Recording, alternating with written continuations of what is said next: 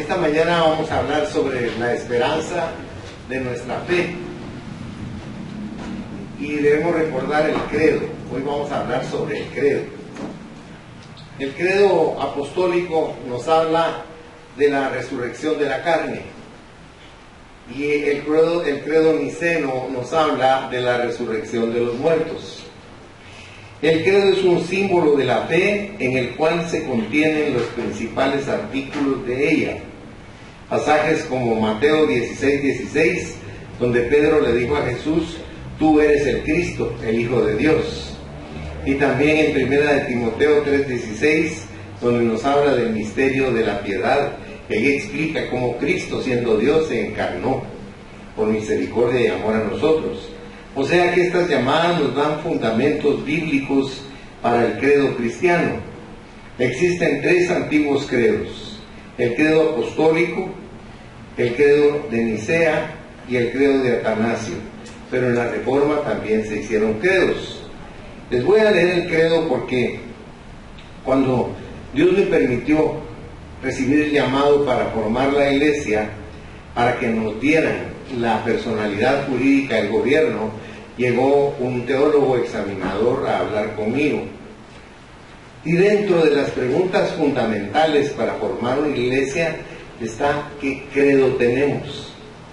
Y yo le tuve que decir el credo, que dice: creo en Dios Padre Todopoderoso, Creador del cielo y de la tierra, en Jesucristo, su único Hijo, nuestro Señor, que fue concebido por obra y gracia del Espíritu Santo, y nació de Santa María Virgen, padeció bajo el poder de Poncio Pilato, fue crucificado, muerto y sepultado, descendió a los infiernos, al tercer día resucitó, subió a los cielos y está sentado a la diestra de Dios Padre Todopoderoso.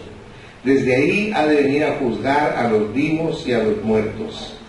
Creo en el Espíritu Santo, en la Santa Iglesia Universal, en la comunión de los santos, en el perdón de los pecados, en la resurrección de la carne, en la vida perdurable. Amén. Este es el credo. Pero si ustedes notaron, yo hice alusión a la parte del credo donde nos habla de la resurrección. Porque miren, seamos sinceros, ¿de qué valdría cualquier religión cristiana si no tuviese resurrección? Fíjense que Pablo explica en 1 Corintios 15 que si no hubiese resurrección sería en vano que estuviéramos aquí.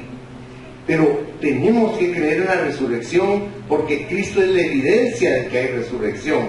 Él murió y al tercer día resucitó.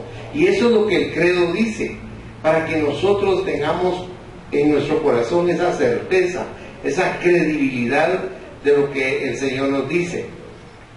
Samuel Vila es el decano de los escritores evangélicos de nuestra época, y él ha dicho: se ha dicho que este penúltimo artículo del credo apostólico fue quien abrió las famosas catacumbas de Roma. Ciertamente la fe en la resurrección de la carne fue lo que introdujo a los cristianos primitivos a guardar con devota solicitud a los cuerpos de sus hermanos difuntos.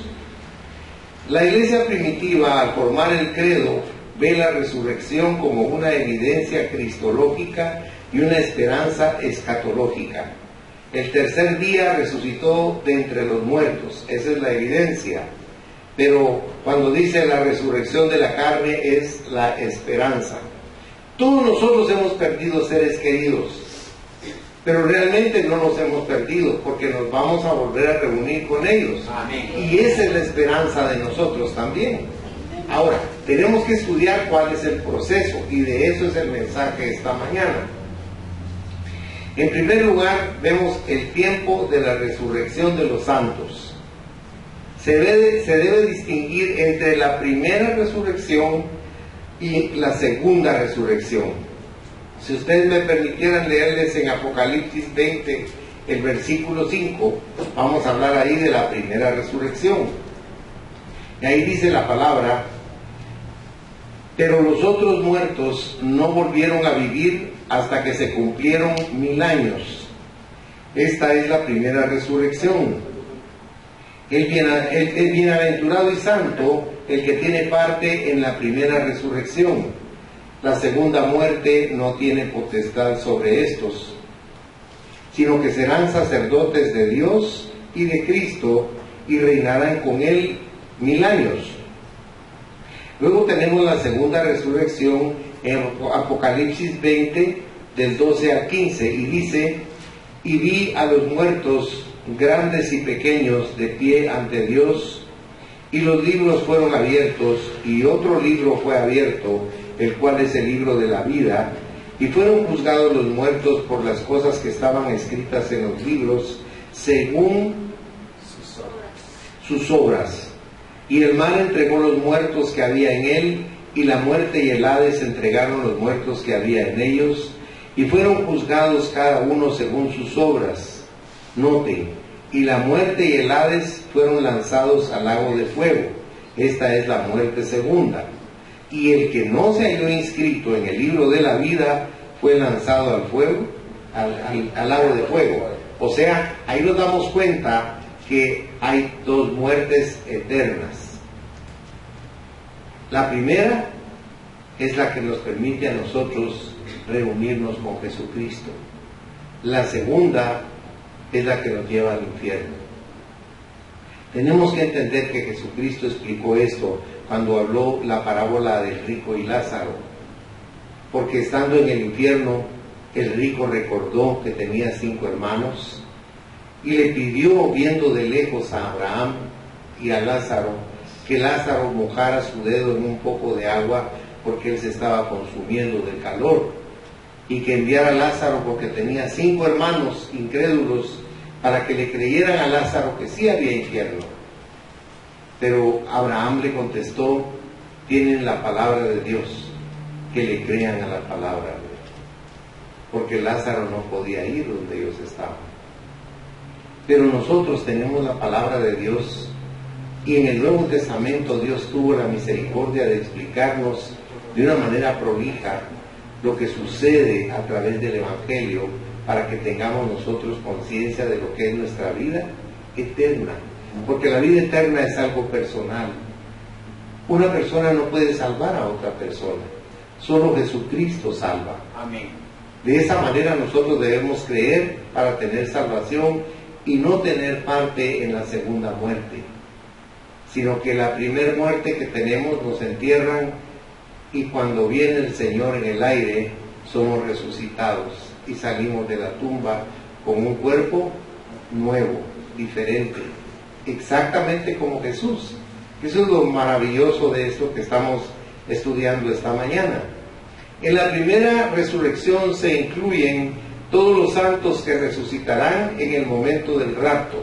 Si ustedes leyeran conmigo en Primera de Tesalonicenses 4, del 13 al 17, aquí Pablo nos explica, y mire qué bonito la explicación que da Pablo. Tampoco queremos, hermanos, que ignoréis acerca de los que duermen, o sea, de los muertos, para que no os entristezcáis como los otros que no tienen esperanza.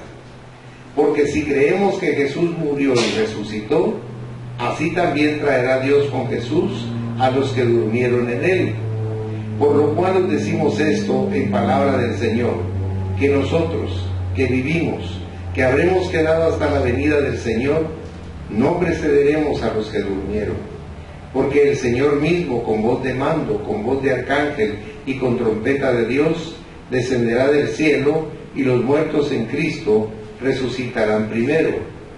Luego nosotros, los que vivimos, los que hayamos quedado, seremos arrebatados juntamente con ellos en las nubes para recibir al Señor en el aire, y estaremos siempre con Él, el Señor. O sea, aquí ya no bajamos porque no es la segunda venida, sino permanecemos con Jesucristo de una manera maravillosa con los que resucitaron.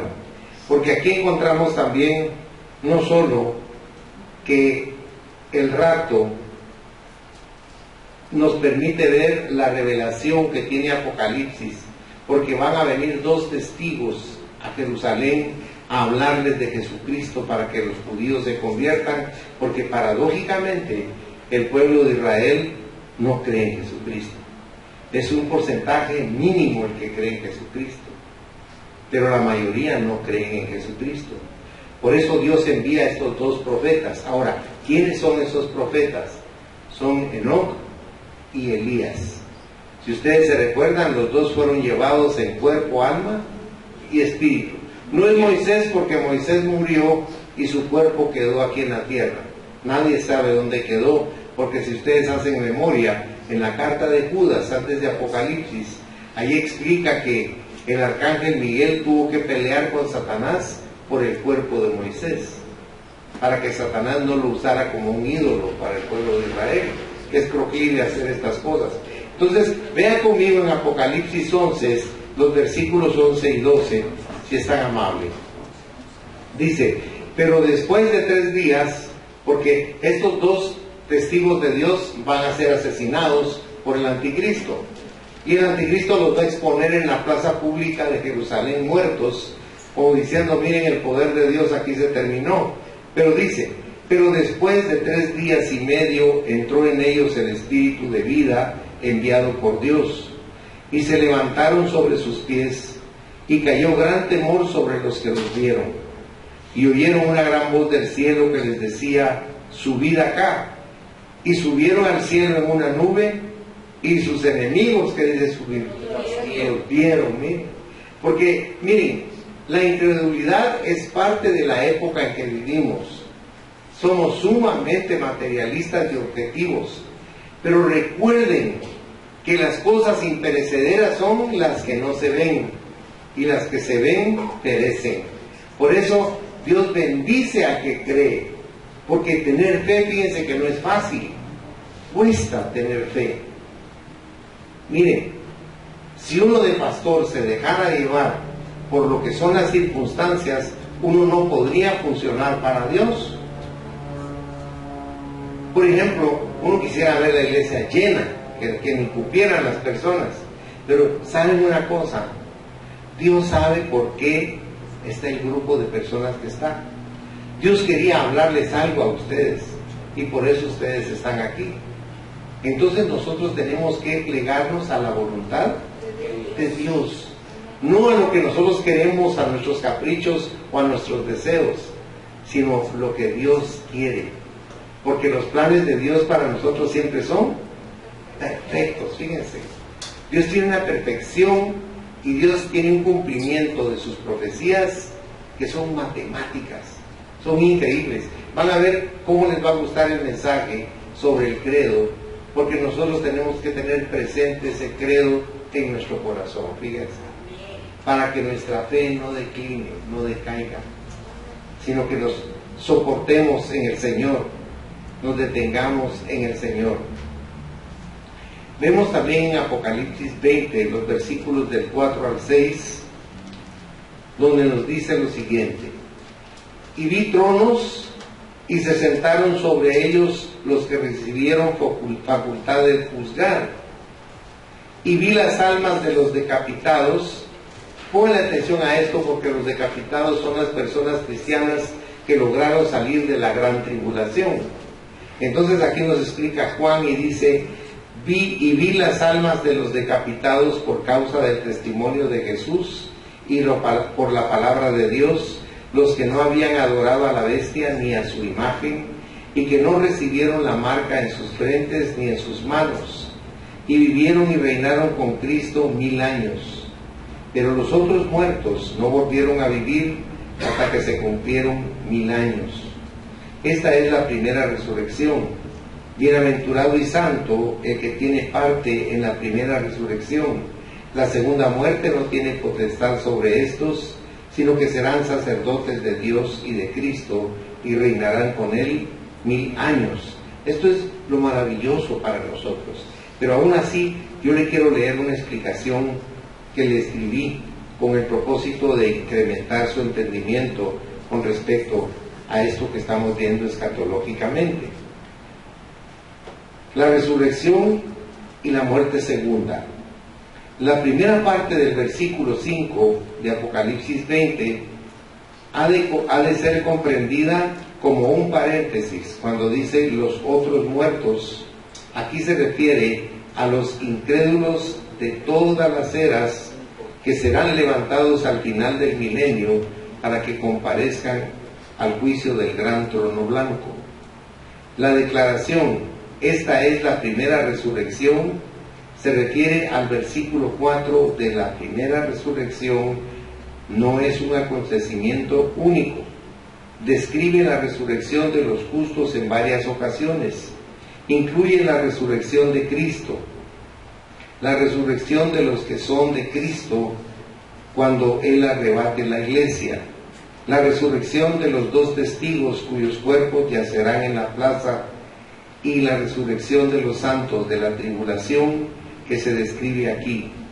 En otras palabras, la primera resurrección incluye la resurrección de Cristo y de todos los verdaderos creyentes, aunque son resucitados en diferentes ocasiones, tiene lugar en diferentes etapas.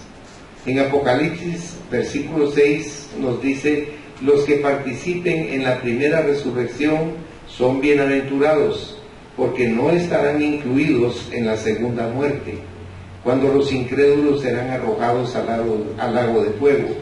Los verdaderos creyentes serán sacerdotes de Dios y de Cristo y reinarán con Él por 1000 años, que es lo que anhela nuestro corazón, servir con Dios y estar con Dios todo el tiempo.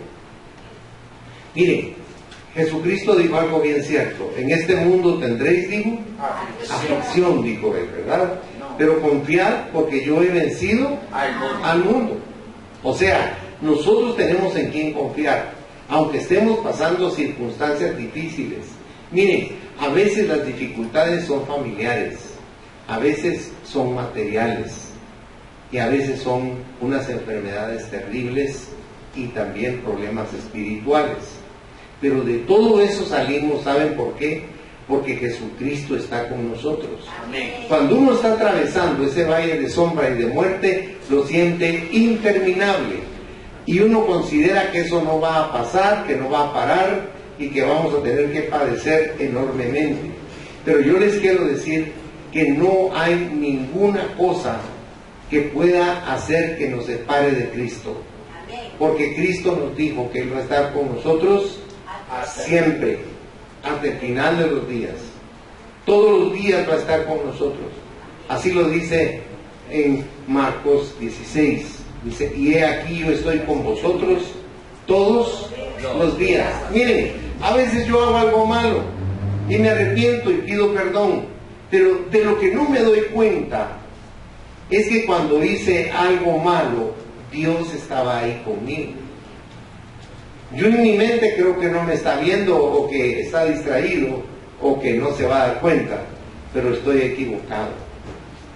Ahora, ¿por qué Dios me acepta y me tolera siendo una persona tan deficiente, tan pecadora, que se equivoca tantas veces? ¿Saben por qué? Porque yo le abrí mi corazón a Jesucristo. Parece tan simple, ¿verdad? Porque uno quisiera como hacer algo. Por eso hay gente que hace caminatas sobre piedrín y le sangran sus rodillas, o se golpean con látigo su espalda, o se ponen unas cintas de presión en las piernas o en los brazos para sangrar, porque como que quisieran pagar algo. Pero yo quiero explicarles que eso es innecesario, porque Cristo ya lo pagó todo en la cruz. Amén. Y Él dijo: consumado es. Por lo tanto, nosotros no tenemos que hacer otra cosa más que creer. Pero aún eso, fíjense, aún eso se nos hace difícil, porque nosotros queremos hacer algo, como una penitencia, como pagar de alguna forma lo que nosotros consideramos una falta. Yo les quiero explicar algo: el amor de Dios trasciende esos pensamientos, porque dice la palabra que si ustedes confiesan sus pecados a Dios, Él es fiel y justo para perdonar sus pecados y limpiarlos de toda maldad todos los días. ¿Por qué creen que nos aborrece tanto Satanás? ¿Por qué nos odia Satanás? Simplemente por el amor que Dios siente por nosotros. Porque el amor que Dios tiene por nosotros es un amor imperecedero, perfecto. Es un amor que va a permitir que entendamos que este cuerpo que tenemos actualmente es un cuerpo desechable, deficiente, que se envejece, que se destruye, que se hace polvo. Por eso Él ha preparado un cuerpo como el de Jesucristo para cada uno de nosotros, y esa es nuestra esperanza. Vivir con Él eternamente y para siempre. Porque en Dios no hay condicionantes. La única condición es creer. Amén. Por eso dijo el Señor, al que cree, todo le es posible. Todo le es posible. Una persona me dijo a mí, ya voy a creer que solo porque creo en Jesucristo tengo permiso para hacer todo malo. No, le digo. Pablo explica claramente en la carta a los Romanos que no porque sobreabundó la gracia va a abundar más el pecado. Eso no es así. Lo que sucede es que cuando ustedes comienzan a tener una vinculación verdadera con Dios y logran comprender espiritualmente el propósito y el valor que tiene el Espíritu Santo para nuestra vida diaria, comprendemos que el amor de Él es diferente. No es como el amor humano, que es condicionado, que es una calle de dos vías, me das y te doy. Dice en la primera carta de Juan, capítulo 4, en el versículo 10, en esto consiste el amor, no en que nosotros hayamos amado a Dios, sino en que Él nos amó a nosotros primero. Sin que le diéramos motivo, sin merecerlo, Él ya nos estaba amando. Pero es un amor maravilloso, hermanos. Miren, nosotros para aceptar a las personas ponemos una serie de consideraciones en nuestro corazón. No aceptamos a cualquiera. Y si alguien nos hace algo, lo marginamos. Pero Dios no es así, fíjense. Porque Dios nos ama y nos acepta como somos. Miren cuántas veces he ofendido yo a Dios. Son incontables y se los digo con pena y con vergüenza. Pero es la verdad, porque no quiero ser hipócrita ante ustedes. Yo soy igual que ustedes, soy un ser humano que me equivoco y que peco. Pero que lo que me salva es el arrepentimiento que tengo en mi corazón y el consenso de que al pedirle perdón a Dios, Él me perdona de todos los pecados. Por eso les he explicado que teológicamente está establecido que en el pecado no hay rango. Usted no puede decir, ay, es que ese pecadito chiquitito, ese no le importa a Dios. O este pecadote tan grandote sí le importa. No, en el pecado todo es pecado. O sea, cuando Dios perdona el pecado es un perdón absoluto. ¿Sabe cómo es el pecado, el perdón del pecado que Dios le da a usted? Como que usted no hubiera cometido el pecado. Mi hermano, ¿usted por qué cree que Satanás se pone tan enojado con nosotros y nos aborrece tanto? Porque no quisiera que Dios nos perdonara de esa manera. ¿Se recuerda del hijo pródigo? Ese era un mal hijo, un mal hermano. ¿Qué hizo el hijo pródigo? Pidió todo su dinero. ¿Qué hizo con su dinero? Lo dilapidó en cosas que no valían la pena. Cuando buscó a sus amigos que lo rodeaban cuando tuvo dinero, no había ni uno. Tuvo que ir a buscar a alguien que era medio conocido de él, y digo, de lo único que te puedo dar trabajo es de cuidar cerdos. Y en Israel, en Jerusalén, el peor trabajo que una persona podía tener, el más denigrante, era cuidar cerdos. Y este hombre se fue a cuidar cerdos. Y cuando estaba cuidando los cerdos y deseando comer como comían los cerdos, las algarrobas, en esa porqueriza, lleno de suciedad, inmundicia, ahí, si usted le pone atención, en San Lucas 15, donde está esta parábola, dice, y volviendo en sí, dice. O sea, se recordó de qué. ¿De qué se recordó? De que tuvo comodidad, de que tuvo dinero, de que tuvo... No, se recordó que tenía un padre. Y cuando recordó ese padre, dijo, voy a ir a buscarlo. Y le voy a decir, reconozco, Padre, que ya no tengo derecho a ser tu hijo. Pero dame trabajo como un jornalero, con eso me basta, porque ya aprendí mi lección. Y cuando él llegó, el padre lo estaba esperando, porque todos los días salía el padre a ver si venía su hijo. Y cuando lo vio, el padre corrió hacia él y lo abrazó. Y lo abrazó con ternura y con amor, con sinceridad. El hijo lo sintió, porque el hijo iba asqueroso, iba sucio, apestaba. Pero el papá no hizo caso de eso, sino lo abrazó con aquella ternura y con aquel amor. Hizo que lo limpiaran, que lo vistieran, que lo calzaran y le puso un anillo en el dedo que es poder. Mató el mejor becerro que tenía, hizo una fiesta. Tanto que su hermano se llenó de envidia y de celos. Y le dijo el papá, ¿por qué no entras a la fiesta de tu hermano?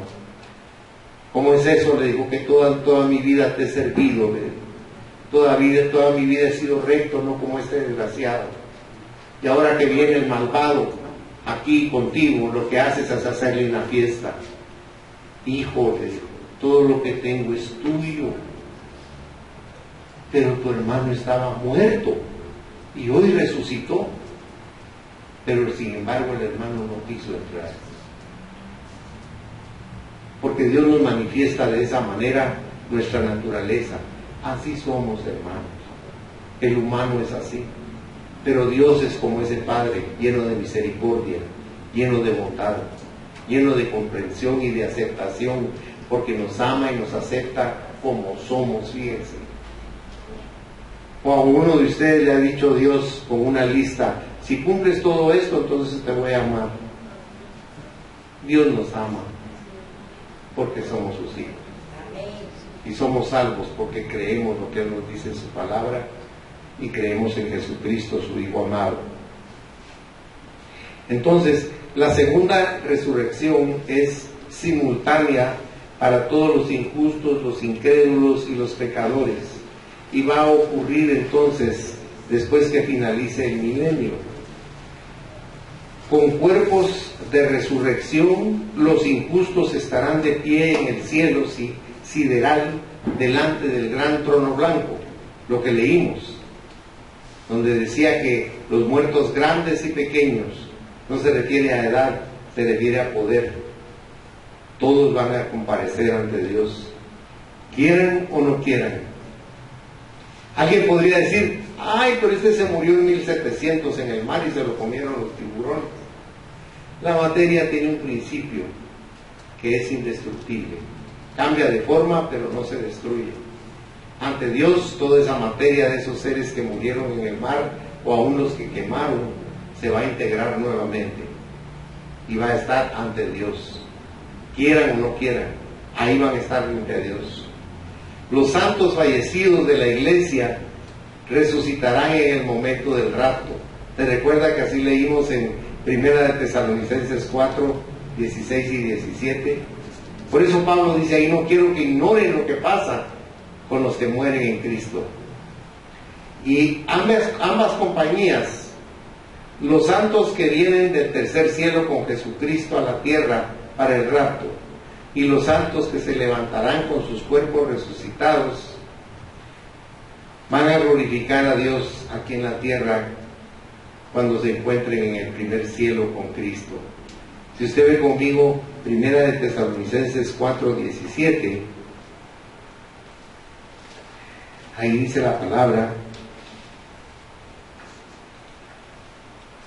luego nosotros, los que vivimos, los que hayamos quedado, seremos arrebatados juntamente con ellos en las nubes para recibir al Señor en el aire, y así estaremos siempre con el Señor. Ahora, usted se preguntará, si al resucitar y salir de la tumba en el rapto, yo llevo un cuerpo nuevo, va a ser un cuerpo que pesa como este cuerpo que tenemos ahorita.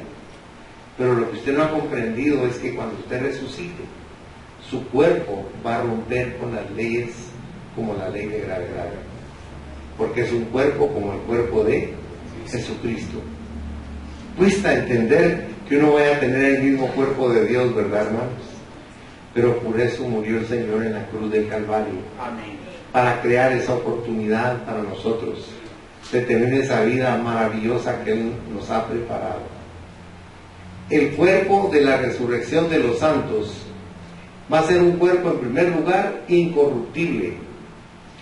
Con el cuerpo de resurrección usted no va a volver a morir nunca.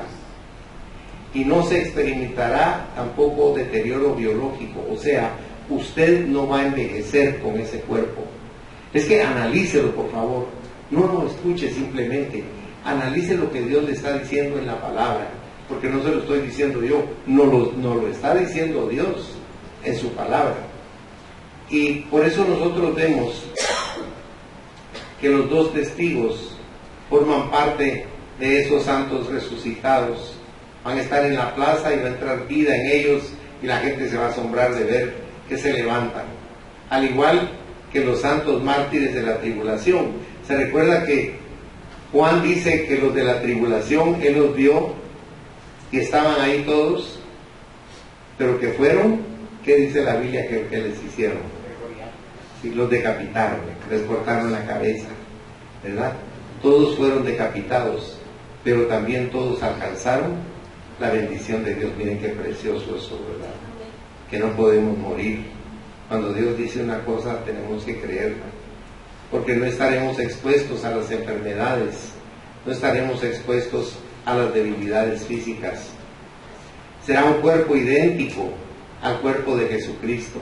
Y otra de las cosas maravillosas de ese cuerpo que le quiero compartir es que ese cuerpo va a tener una edad de juventud. Supongamos que usted tiene ahorita 30 años, posiblemente su cuerpo quede así. O si usted tiene ahorita 60 años, va a tener un cuerpo de 20.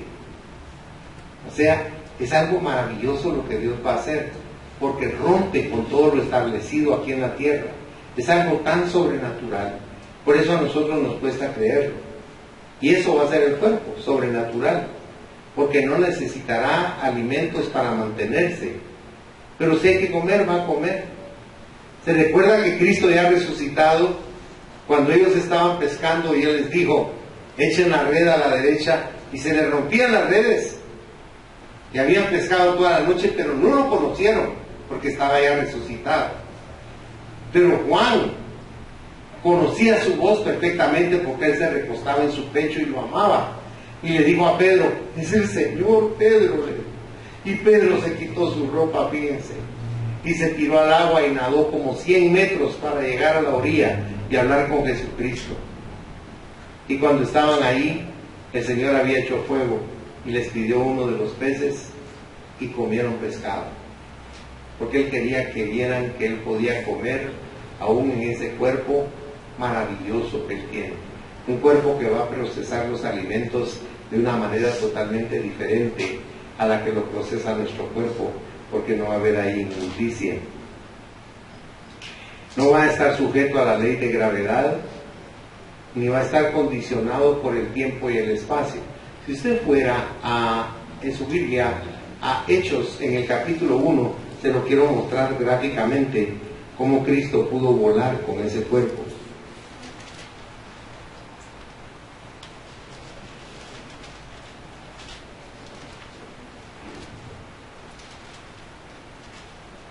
Dice en el versículo 9, y habiendo dicho estas cosas, note, viéndolo ellos, fue alzado y le recibió una nube que le ocultó de sus ojos.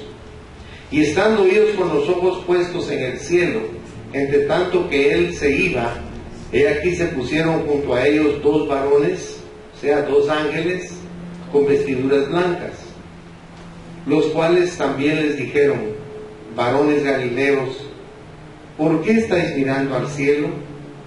Este mismo Jesús que ha sido tomado de vosotros al cielo, así vendrá como le habéis visto ir. Por eso le digo, Dios va a hacer cosas increíbles. Había un hombre que estaba predicando en Jerusalén, a una distancia corta, y cuando estaba predicando, el Espíritu Santo le habló a este hombre y le dijo, ahora mismo quiero que corras y llegues a Jerusalén, porque ahora el ministro de la reina Candace está saliendo. Y este ministro iba en un carro, lujoso por supuesto, saliendo de haber adorado en el templo, porque creía en Jehová. Y cuando iba en el camino, este apóstol se le apareó, este evangelista se le apareó y le dijo, porque él iba leyendo Isaías, el libro de Isaías, y le dijo, ¿entiendes lo que lees?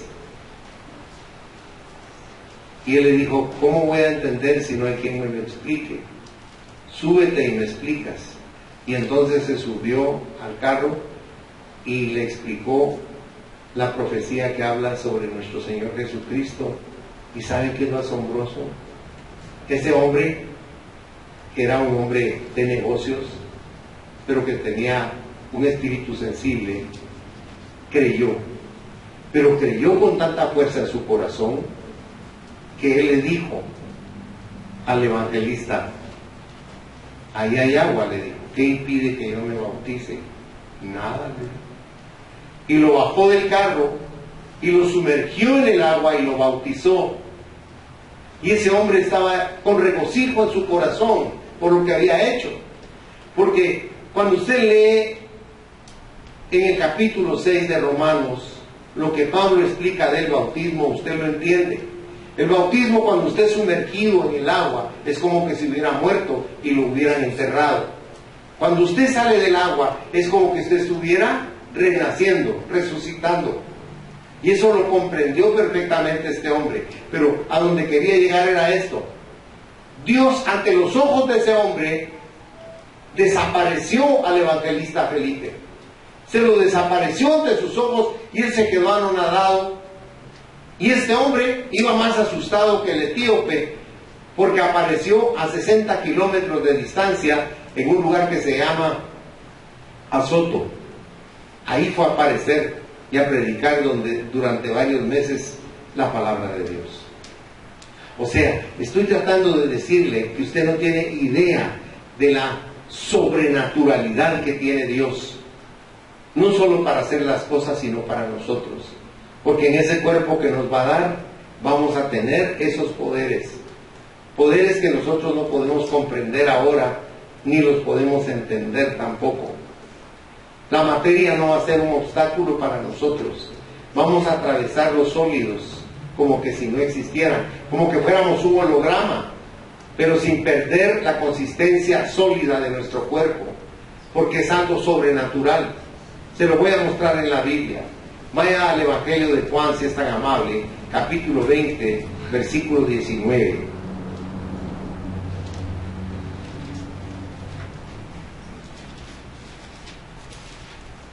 Cuando llegó la noche de aquel mismo día, el primero de la semana, estando las puertas cerradas en el lugar donde los discípulos estaban reunidos por miedo de los judíos, vino Jesús y puesto en medio les dijo: paz a vosotros. ¿Cómo entró? Atravesó las paredes. Y entonces dijeron que era un fantasma y pidió de comer. ¿Por qué pidió de comer? Porque les dijo: un fantasma no come. Quería que se convencieran que era algo sobrenatural. Ahora, imagínense si nosotros, con todos los adelantos que hemos visto, con los estudios académicos que hemos obtenido, con la inteligencia que Dios ha hecho que se expanda en nosotros de una manera exponencial, usted se da cuenta que nos cuesta creer. Ahora piense en esa época, en esos pescadores iletrados que estaban viendo esa sobrenaturalidad. Se recuerda que cuando se le explicaron a Tomás, él dijo: yo no les creo, no creo ni que esté vivo, pero si yo metiera mis dedos en los hoyos de los clavos y la mano en su costado, entonces creería. Y el Señor se volvió a aparecer y lo llama, le dice: Tomás. Y me imagino que Tomás se haber puesto pálido, pero mete tus dedos aquí para que viera los hoyos. El hombre se derrumbó, pero ¿saben qué? Jesús no lo hizo por humillarlo. Jesús le habló con respeto y con ternura, porque Jesús comprendía que era una persona que estaba dejándose llevar por su lógica y por su razón. No lograba comprender la sobrenaturalidad de Dios. Mire, cuando usted está pasando una crisis, una pena, una dificultad tremenda, y llega alguien y le dice: en el nombre de Jesús se va a resolver, usted no brinca de felicidades. Ay, Dios, ojalá. ¿Por qué? ¿Sabe por qué? Porque no creemos. Se recuerda que David tuvo que decir algo en la Biblia. Cuando David estaba en una crisis espantosa, ¿qué dijo? ¿De dónde vendrá mi socorro? Y lógicamente tenía razón, humanamente tenía razón. Pero entonces reaccionó y dijo, mi socorro viene de Jehová. Y el socorro suyo y el mío viene de Dios. Amén. No viene de ningún hombre, viene del Todopoderoso. De Él viene la respuesta. Y cuando salimos del problema, nos arrepentimos de no haber creído y decimos, Señor, gracias porque me sacaste de ese hoyo profundo y cenagoso de desesperación. Porque Él tiene poder para transformar todas las cosas.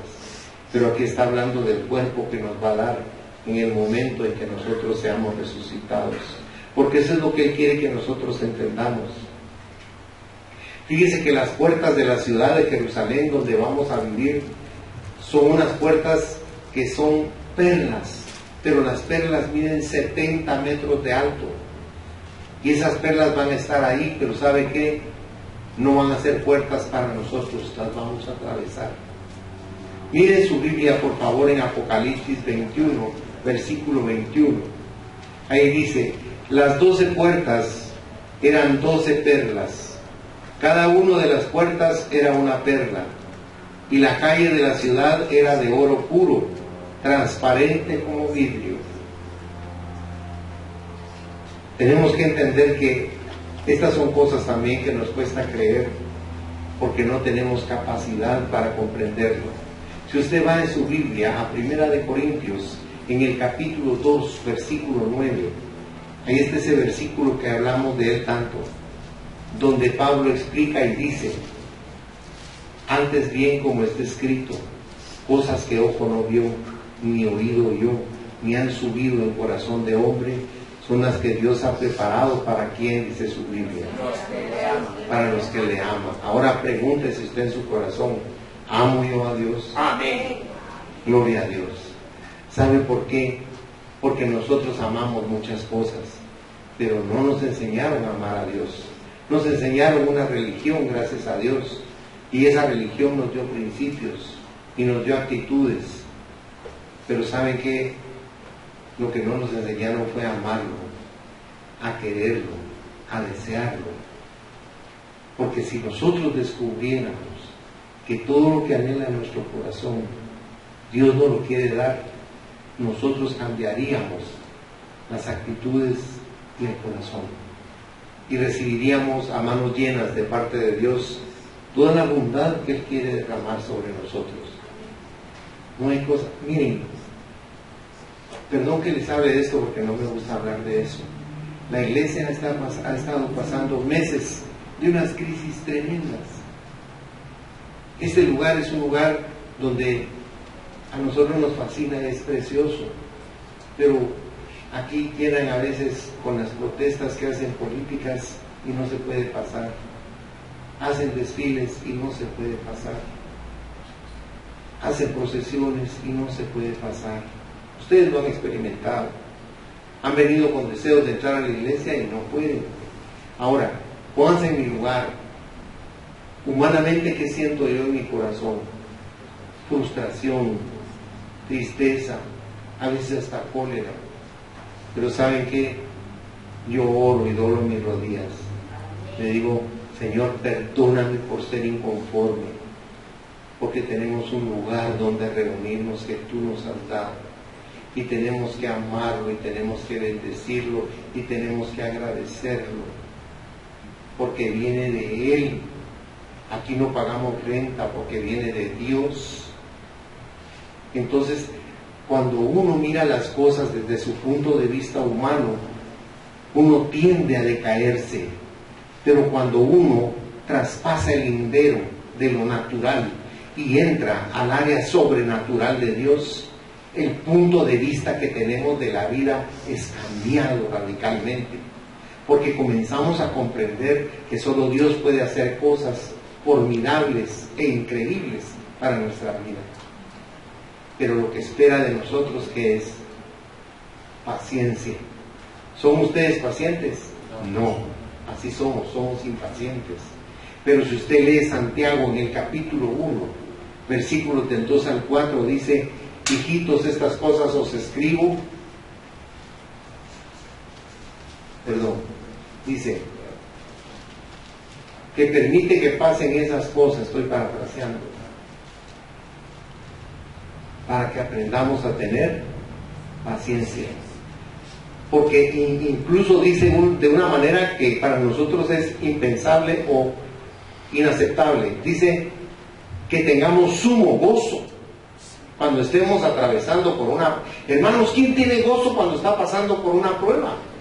Por una crisis, por un dolor profundo. ¿Quién tiene gozo? Pero ahí no dice gozo, dice sumo gozo, cuando os halléis pasando por diversas pruebas, sabiendo que la prueba de vuestra fe produce paciencia. ¿Y cuál es el propósito de la paciencia? Para que seamos, dice, perfectos y cabales sin que nos falte cosa alguna. Porque ¿sabe qué? El secreto de la paciencia es el incremento de la fe. Y cuando usted tiene fe, todo sucede. Lo imposible sucede. Mire, yo quiero que me entienda algo. Yo no quiero convencerlo a usted. Yo no puedo convencerlo ni a usted ni a nadie. Pero sí tengo obligación de decirle estas cosas que están en la palabra de Dios. Porque dice la palabra de Dios en el Evangelio de Juan, que cuando el Espíritu de Dios venga a la tierra, y ya vino, va a convencer al hombre. Él es el único que convence al hombre. ¿De qué? De pecado, de justicia y de juicio. Es el Espíritu Santo el que nos habla y nos muestra que lo que para nosotros es imposible, para Dios es posible. Por eso, esta esperanza nuestra de fe, a través del credo, es esperar la resurrección que Dios nos va a dar, y si estamos vivos, el ser raptados. Pero de cualquier manera, nos vamos con el Señor. Amén. Que es lo que más anhela nuestro corazón. Bendito sea tu nombre. Entonces va a ser un cuerpo especial que se va a poder ver, se va a poder tocar. Va a tener sentimientos como los humanos, pero no va a experimentar el sufrimiento humano. Porque dice la palabra que estando con Dios no hay lágrimas, ni hay dolor, ni hay pesar. Ahí eso no existe. Cierre sus ojos, por favor. Le voy a leer de don Samuel Vila, que es un erudito literato, lo siguiente. Hablando de la resurrección, dice: cuerpos que no necesitan instrumentos auxiliares como los que nosotros necesitamos para captar las maravillas de la luz cuando se manifiesta más allá del rayo infrarrojo y de los ultravioleta. Oídos que oyen sonidos para nosotros imperceptibles. Seres que, sobreponiéndose a las leyes de la gravedad que nos atan a un solo planeta, pueden lanzarse a viajar por el espacio con la misma facilidad con que nosotros nos trasladamos de un punto a otro de la Tierra. Cuerpos de naturaleza psíquicamente anfibia y por tanto dotado de evidencia y de virtudes espirituales que le permiten alternar ora con cuerpos físicos o con seres de naturaleza puramente espiritual. Señor, nosotros te confesamos que somos incrédulos, porque tu sobrenaturalidad sobrepasa todo lo que nosotros pensamos, vemos y hacemos. Limitamos las cosas hasta donde nosotros consideramos que podemos. Pero tú lo puedes todo, Señor. Tú eres Dios. Y como tú eres Dios, nos has prometido un cuerpo nuevo, un cuerpo transformado, una vida irreprensible y perfecta, un gozo que nunca hemos conocido. Y lo maravilloso es reunirnos con nuestros seres que partieron antes de que nosotros, para que estemos con ellos para siempre. Gracias, Señor, porque nos estás dando galardones que no merecemos y que lamentablemente no comprendemos. Pero apelando a tu sobrenaturalidad y pidiéndote con fe y con devoción yo te suplico que respaldes mi predicación. Concédeme, Señor, que a cada persona que se encuentra en este lugar y está atravesando por un problema, por un dolor, por una crisis, por una circunstancia adversa imposible de resolver, por una enfermedad incurable. Dios Todopoderoso, yo te invoco en el nombre de Jesucristo, tu Hijo amado, para que descienda el poder del Espíritu Santo y me concedas como un favor especial el resolver todas estas circunstancias que son tan dificultosas, tan dolorosas, tan insoportables en la vida de tus hijos y de tus hijas.